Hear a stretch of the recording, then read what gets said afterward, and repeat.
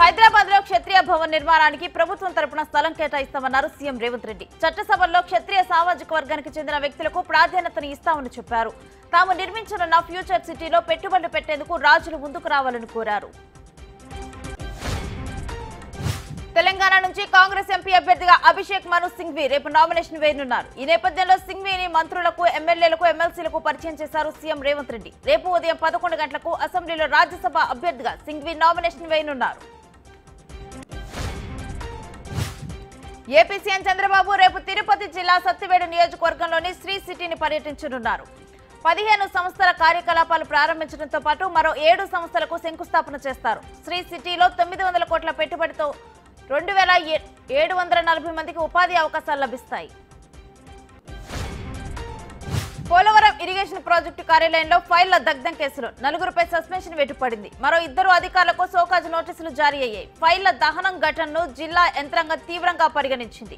విధుల్లో నిర్లక్ష్య వైఖరి ఉపేక్షించే ప్రసక్తే లేదని కలెక్టర్ ప్రశాంతి స్పష్టం చేశారు.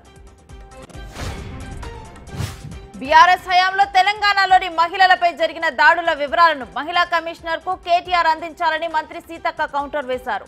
బీఆర్ఎస్ హయాంలో మహిళలపై జరిగిన దాడుల వివరాలు తన వద్ద ఉన్నాయని, వాటిని మహిళా కమిషన్ కు అందిస్తానని వెల్లడించారు.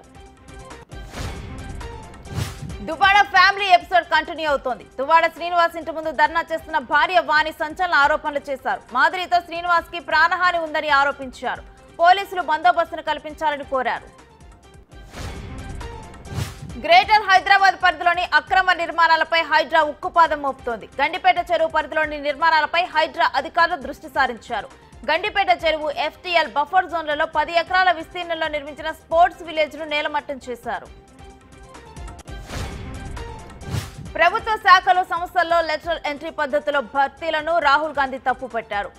యూపీఎస్సీకి బదులుగా ప్రత్యామ్నాయ మార్గంలో నియామకాలు చేపడుతూ రాజ్యాంగంపై దాడి చేస్తున్నారని కేంద్రంపై విమర్శలు గుప్పించారు. త్వరలో అసెంబ్లీ ఎన్నికలు జరగనున్న వేళ జార్ఖండ్ రాజకీయాల్లో కీలక పరిణామాలు చోటు చేసుకుంటున్నాయి. మాజీ సీఎం చంపై సోరెన్ బీజేపీలో చేరతారంటూ వార్తలు వస్తున్నాయి. పార్టీలో చాలా అవమానాలు జరిగాయని, అందుకే ప్రత్యామ్నాయాలు ఎత్తుక్కోవాల్సి వస్తుందన్న పరిస్థితి వచ్చిందన్నారు. కోల్కతా జూడా ఘటన కేసును సుప్రీంకోర్టు సుమోటోగా స్వీకరించింది. సీజేఐ చంద్రచూడ్ నేతృత్వంలోని ధర్మాసనం మంగళవారం కేసుపై విచారించనుంది. ఈ ఘటన దేశవ్యాప్తంగా సంచలనం సృష్టించింది. అన్ని వర్గాల వారు నిందితులను, వారి వెనుక ఉన్న వారిని కఠినంగా శిక్షించాలని డిమాండ్ చేస్తున్నారు.